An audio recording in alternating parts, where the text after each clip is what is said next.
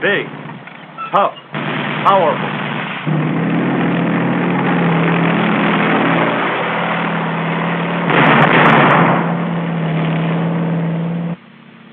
How'd you like to knock one of them out, soldier?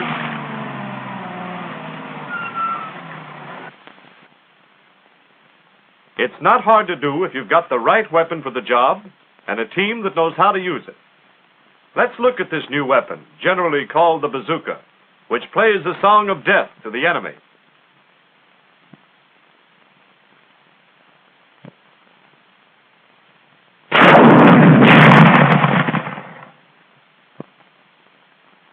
The team usually consists of 2 men, the gunner carrying the launcher and the loader with ammunition bags of 3 rounds each. The M1 rocket launcher is just a piece of pipe with a shoulder stock, hand grips, sights, and an electric gadget that fires the rocket. Here the loader shows you the 2 types of rocket. The M7 rocket, painted black with white letters, is practice ammunition.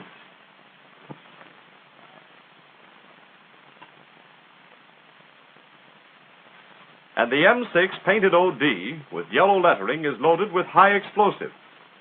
The difference between the two is that the black one is relatively harmless, while the M6 is deadly.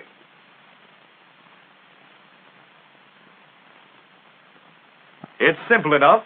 It's got a high explosive head. A powder charge in here propels it on its way. Tail fins at the rear guide it in flight. And an electric wire shoots a spark into the powder charge when you pull the trigger. A lot depends on that wire. It's soldered to the insulated brass contact ring on the nose and taped to the body of the rocket here, here, and here.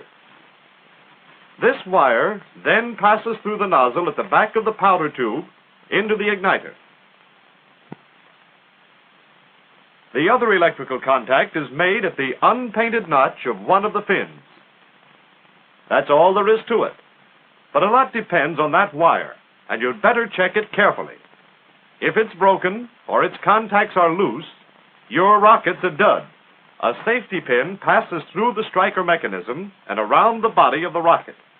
A cord connects the safety pin to a plug that protects the propelling nozzle inside the fins. When the pin's in place, the rocket's safe. Once you've pulled it, watch out. If you drop it on its nose, it might not explode, but the chances are it would. This is no baby to be careless with. Here's the team going to work on a practice range. First, the gunner presses the trigger to test the electrical circuit. If it's okay, the little bulb in the left side of the stock will light up. If the bulb doesn't light, or any time the bazooka fails to fire, don't try to guess what the trouble is. 9 times out of 10, it's your battery's fault. Your bazooka is equipped with 2 batteries. Replace the old battery with the spare carried in the rear pocket.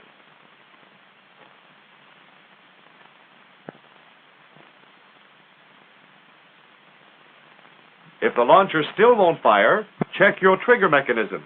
It may need cleaning.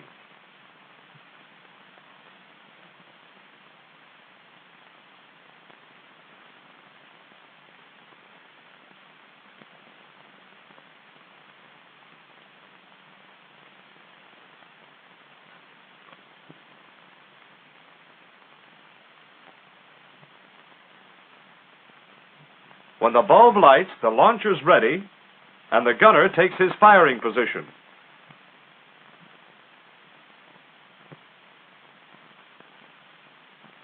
The bazooka can be carried loaded. If necessary, it can be loaded and fired by 1 man. However, as you can see, this procedure is both slow and difficult. 2 men can do a better job.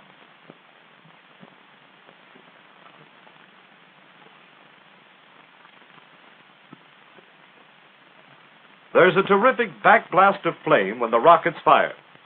Watch what it does to that white sheet.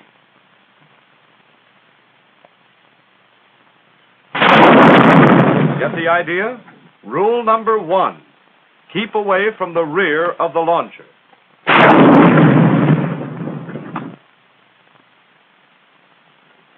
4 firing positions. The standing position is about the same as the standing position with a rifle. The gunner is half face to the right, with his feet from 1 to 2 feet apart, body erect, and well balanced. The left arm is extended, with the left hand grasping the front hand grip, the right hand grasping the rear hand grip. The loader takes a position facing the firer's right shoulder and close enough to load rapidly and easily.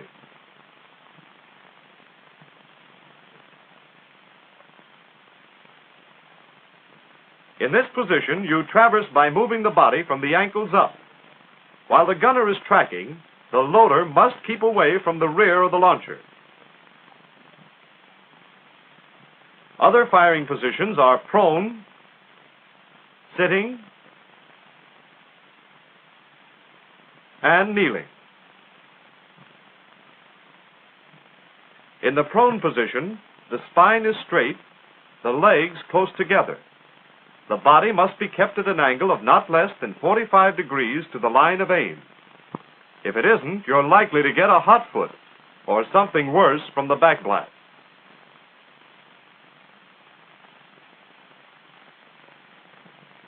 The elbow should be well under the launcher, the left hand on the front hand grip, the right hand on the rear hand grip, and the stock placed firmly against the shoulder. The loader gets flat on the ground, resting on both elbows, and at right angles to the line of aim. The loader should be opposite the firer's right shoulder and close enough to do his job. It is especially important when tracking a target that you remember to keep your body 45 degrees away from the bazooka's line of aim. The loader must move with the gunner not only to avoid burns, but to be able to serve the piece.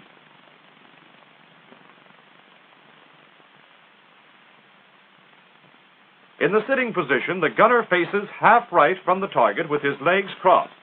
He leans slightly forward from the hips with his back straight. The left arm is extended, and the right elbow is up to form a pocket for the stock. Neither elbow should be rested. The launcher is held as in the standing position. The loader sits opposite the gunner's right shoulder at right angles to the line of aim. His legs are crossed right over left, and he is close enough to the gunner to do his job without strain.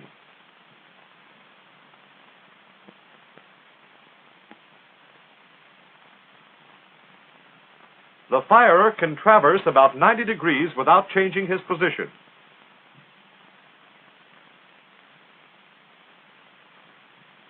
The kneeling position is similar to the anti-aircraft position with the rifle.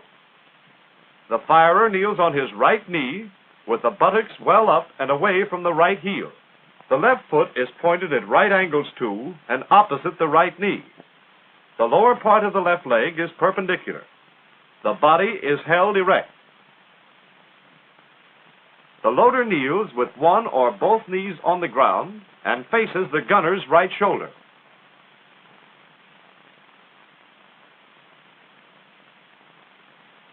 Traversing is done by moving the body from the waist up.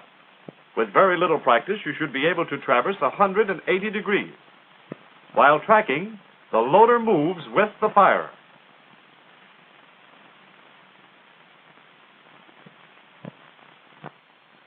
Now let's take up sighting and aiming. The first step is range estimation. It should be constantly practiced by estimating the ranges to prominent points on the terrain which have been previously measured. Estimation of the range to moving targets should be especially practiced.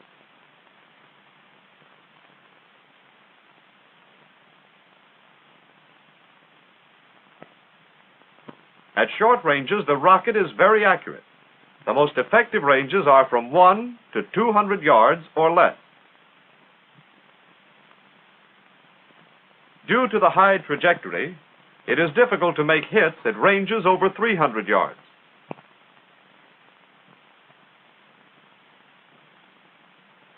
At extreme ranges, the trajectory is so high that if the target is under trees, the projectile may be exploded by the trees before it hits the target. Now let's take a look at the sight. This leaf is the rear sight. the front sight has 4 graduations for ranges of 1, 2, 3, and 400 yards. Always keep your eyes in line with the sights. Here is the proper sight picture at the 100-yard range. The 100-yard graduation of the front sight is aligned with the top of the rear sight and the target. You'll have to estimate intermediate ranges between the 100-yard grids. Here, for example, is the sight picture at 250 yards. Ranges over 400 yards must also be estimated. At these long ranges, you'll have to stretch your neck.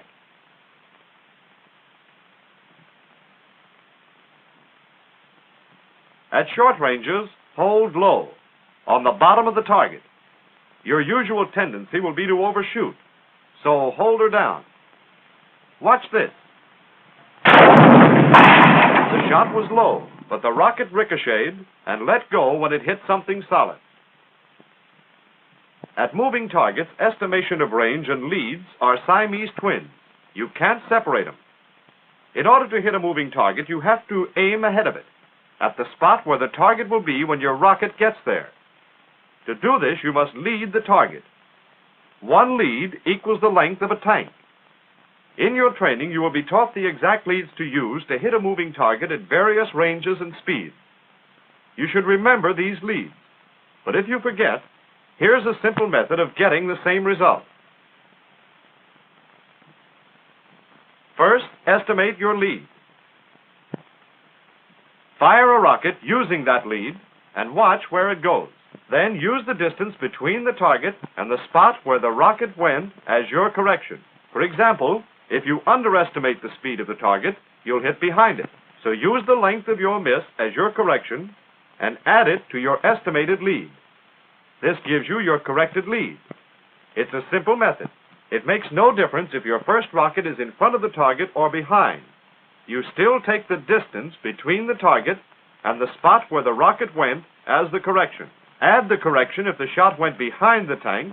Subtract it if your first shot went in front. Since there are no adjustments in the sight, you'll have to use Kentucky windage to estimate your lead. Here's the sight picture showing 1 lead on a tank at 100 yards.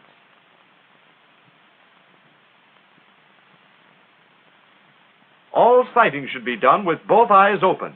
This is particularly important when you're tracking a moving target. When firing, wear goggles and, if available, a glove on the left hand. Now that you've got the target lined up, let's talk about trigger manipulation. Use a smooth, steady, rearward pressure. Unlike the rifle, the trigger has no slack, and there's no recoil. Here's a rifle grenade. Watch the recoil.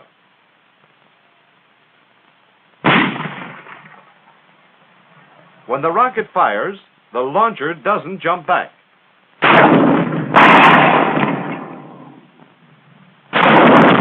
It takes a little time for the rocket to get out of the tube. So keep your sights lined up on the target until the rocket's left the launcher and is well on its way.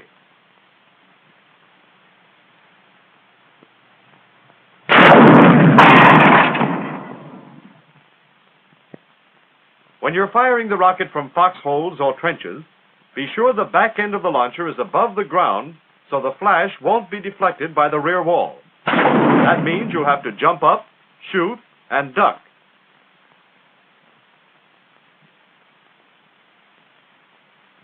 At night, the rocket has a distinctive flash to the rear, but no muzzle flash. Whenever possible, get into a position which will screen this flash.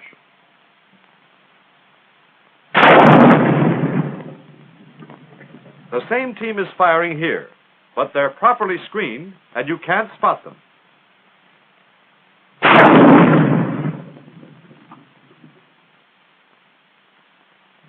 Tank busting isn't the only use for this weapon. It's a jack of all work. You can use it as an anti-tank mine. First, pick out the spot where you want to plant it and dig a hole. Use the container as a guide for the rocket.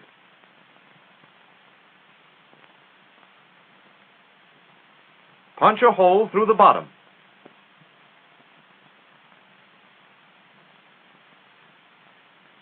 Then run wires through it. Ordinary twisted field telephone wire will do.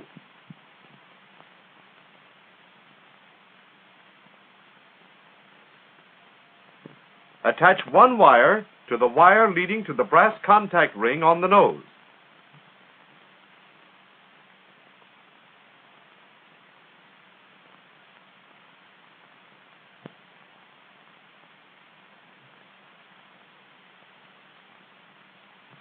Attach the other to the unpainted notch of one of the fins.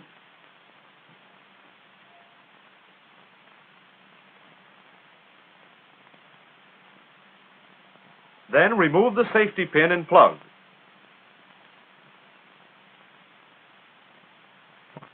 It's loaded now, so be careful.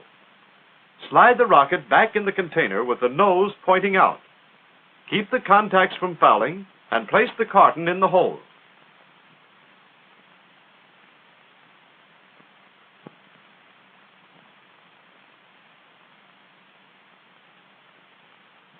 Lead the wires outside the hole to a concealed position.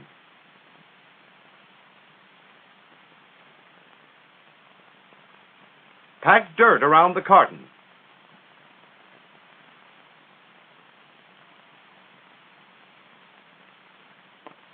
Be sure to remove the excess dirt.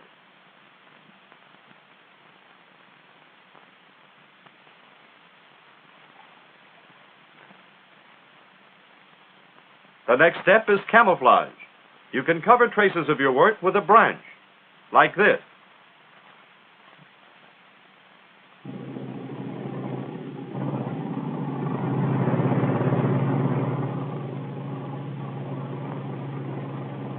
The dry cell battery from the launcher is powerful enough for this job. Close your circuit when you want to fire.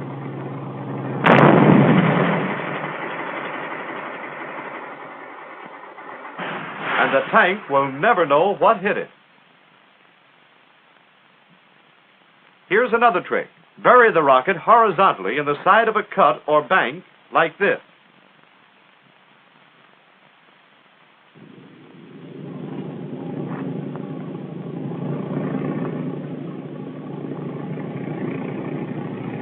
Use the dry cell battery as before. And one more tank crew will be singing, "Show Me the Way to Go Home." If you ever want to punch a hole in a pillbox or a wall, remember the rocket. And it can do a pretty job on other vehicles than tanks. One rocket in the cylinder block, and the engine's ready for the scrap heap.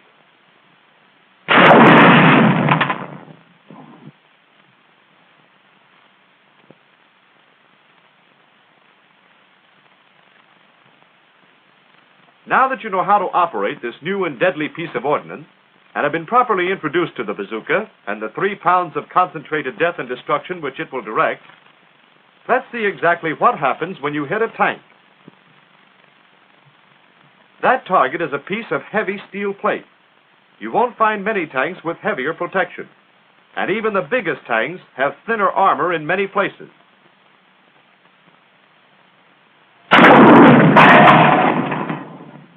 A man against a tank might sound like David against Goliath.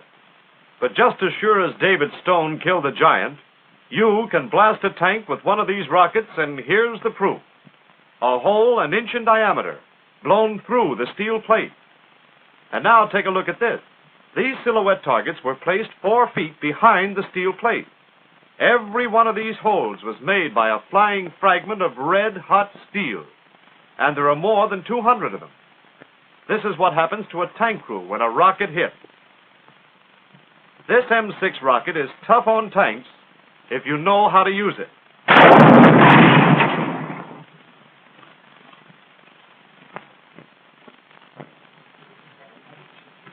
This war moves fast.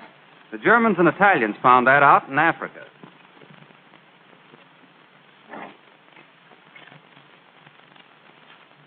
We picked up some things, too. Even while this picture was being filmed, changes were being made in the bazooka and the rocket. changes based on the experience of the men who fired them overseas. In every case, the improvements you will find make your weapon simpler and more effective. Your launcher has an instruction tag. Read it. Every word is important from the first line to the last. Paste it in your memory. Follow its rules. Your bazooka will do the rest. Let's take up the changes in the launcher first. There's a wire wrapping of 20 inches at the rear end, from here to here. The contact box, which used to be in this position, has been removed. Instead, there are two spring contacts at the rear on either side of the launcher. These contacts are used in the new method of loading, which you'll see in a few moments. There's a sling on the new launcher. It makes it a lot easier to carry, and you can get it into firing position in a hurry. You may get a launcher which has no front hand grip. In this case, the left hand supports the tube and is placed directly in front of the trigger guard. There's a flash screen at the front end of the launcher to stop unconsumed particles of powder. Those are the changes in the launcher, and they're all designed to help you and destroy the enemy. Now let's take a look at the difference between the old rocket and the new one, called the M6A1 and, as here, the M7A1. You'll remember the old rocket had a contact band at the nose and a wire leading to it and extending down the side of the rocket. There was also a cord attached to the safety pin. In the new rocket, the band and the cord have been eliminated. The wire, which was here on the old rocket, is now coiled within the fin.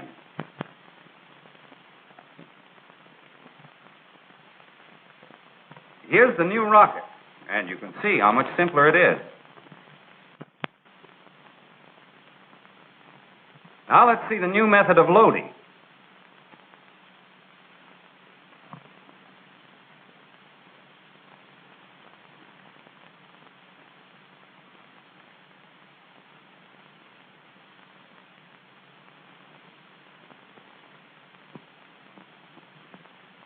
We'll slow that up and show you the changes.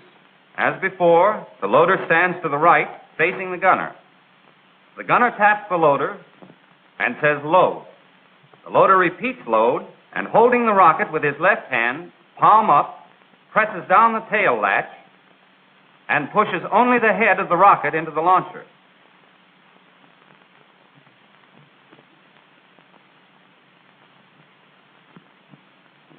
Now, the safety pin is removed and dropped. Remember, there is no cord on this new rocket. The rocket is pushed in until the tail latch catches the notches of the tail fin. Now, here's something important. Up to this point, the rocket cannot be fired because the electric circuit has not been completed. The loader slides his right hand forward and with his left hand pulls the insulated tab of the coiled contact wire to the rear. Don't yank it. This wire must stay attached to the rocket. The next step is to draw the contact wire through the spring contact with the left hand.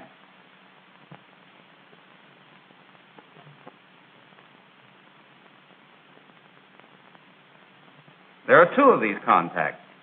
If the loader is on the left of the gunner, he uses his right hand and the contact near him, like this. Now note how easy this is. Don't try to wind the wire around the contact. Just slap it through. The bazooka is now ready to fire. The loader taps the gunner on the back and reports ready. And with a good team, ready is the word. There are several other improvements in the bazooka which you may see in the near future. For example, here's a two-piece launcher. This is designed for easy carrying and stowage and for special use by paratroopers. One quick turn and the launcher is ready for action.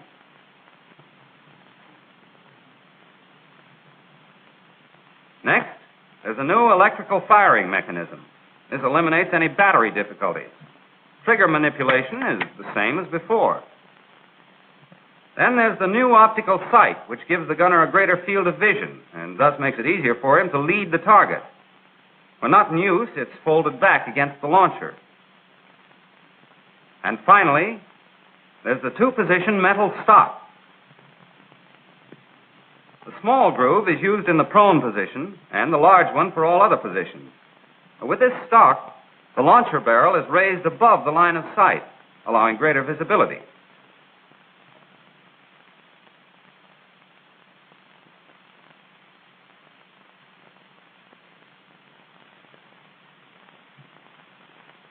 Well, that's it. The bazooka with these improvements is easier for you to handle and deadlier for the enemy to handle. Now learn and remember what you've seen in this film. You're going to be over there yourself.